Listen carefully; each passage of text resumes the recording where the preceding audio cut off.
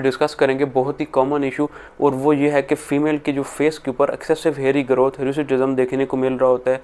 उसकी वजूहत के बारे में बात करें तो कुछ हार्मोनल इश्यूज़ भी होते हैं, और उसके अलावा मोस्टली देखा ये गया है कि उनकी अपनी वजह से ही ये प्रॉब्लम देखने को मिल रहा होता है। और उसकी वजह ये है कि जो different of label creams market के अंदर कॉस्मेटिक्स के नाम पे बेची जा रही होती हैं, तो उनके अंदर एक्सेसिव तौर पे स्टेरॉइड्स डाले गए होते हैं। स्टेरॉइड्स की वजह से जो फीमेल के फेस हैं उनके ऊपर एक्सेसिव बालों की ग्रोथ है वो ज़्यादा हो जाती है।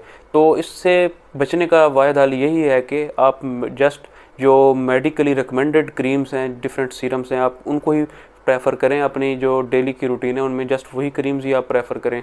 अगर आपकी एक्सेसिव हेयरी ग्रोथ अब ज़्यादा हो चुकी है तो उससे बचने के लिए जो फर्स्ट स्टेप है उस पर कुछ क्रीम्स देखने को मिलती हैं। उनमें एफ्लोरनिथिन के नाम से क्रीम है, डिफरेंट ब्रांड्स की मार्केट में अवेलेबल है।